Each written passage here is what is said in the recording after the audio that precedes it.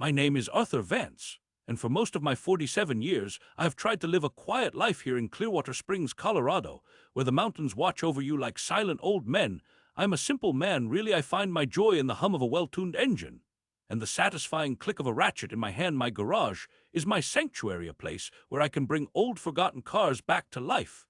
It is not a business, just a passion, a way to keep my hands busy and my mind clear. My wife, Clara, understands this. She says she loves the smell of motor oil and sawdust that clings to me. I have a son, Leo, who is just turning 19, and he has inherited a bit of my mechanical curiosity and a whole lot of his mother's sharp wit. We were a happy family living a peaceful life on a street where the biggest drama was usually just a debate over whose turn it was to host the neighborhood barbecue that all changed the day Carol moved in next door. Carol was the kind of person who seemed to believe that the world was her own personal stage, and we were all just poorly rehearsed actors ruining her performance. She had a pristine lawn that looked like it was cut with scissors, and a gaze that could curdle milk from 50 paces from the moment she arrived.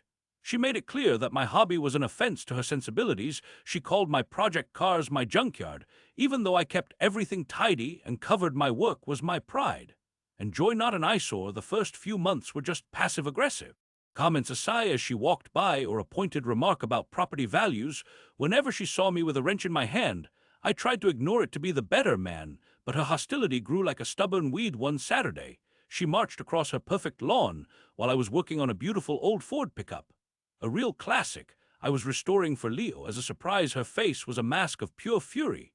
She started ranting about how my hobby was turning our beautiful, respectable street into some kind of backwoods garage sale. She said my cars were an embarrassment, and that if I had any decency I would get rid of the junk and pave over my driveway for a nice neat patio like a normal person.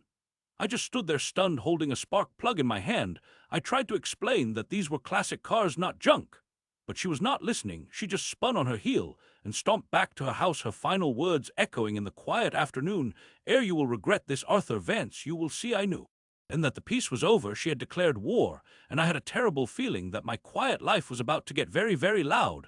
I tried to be more careful after that. I kept the garage door closed more often. I made sure every tool was put away the second I was done with it.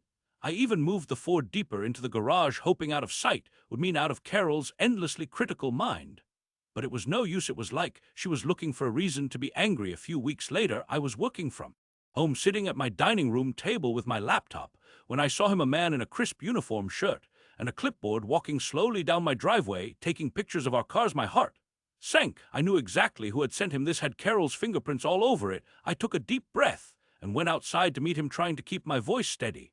The man introduced himself as an inspector from code enforcement.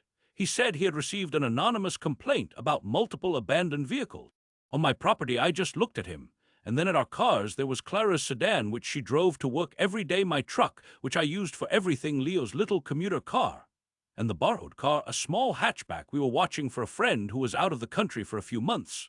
Then there was the Ford project in the garage, hardly an abandoned fleet. He kept using the word abandoned, and that is when he slipped up. He pointed at the little hatchback and said the complaint specifically mentioned the borrowed car being parked on the street for months. That was it, the smoking gun. Only a handful of people knew we were borrowing that car, and Carol was the one I had told just last week when she had complained about it taking up a spot on the street. Her complaint was a web of lies. She had told the city the cars had been sitting here for 2 years, but we had only lived here for 18 months.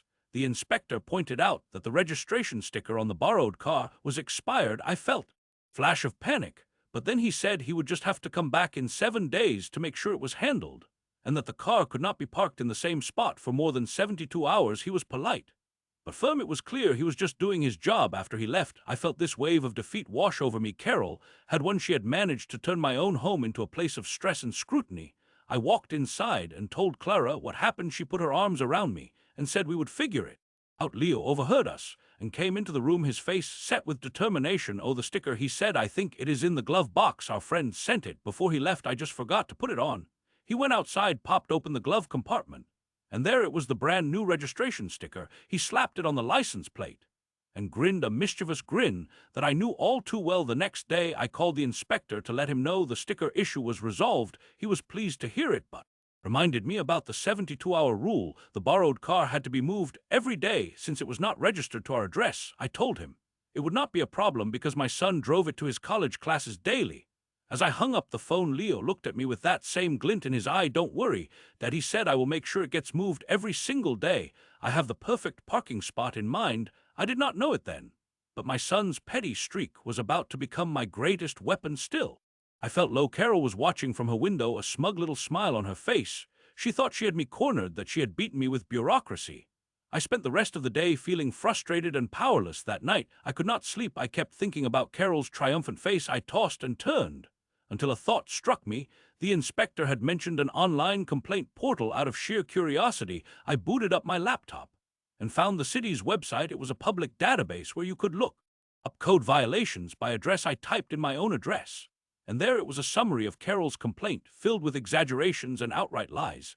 Then I had another thought, a flicker of an idea that grew into a burning flame. With a trembling finger, I typed Carol's address into the search bar. My eyes widened as the results loaded onto the screen. 2 brand new complaints had been filed against her address on the very same day the inspector had visited my house.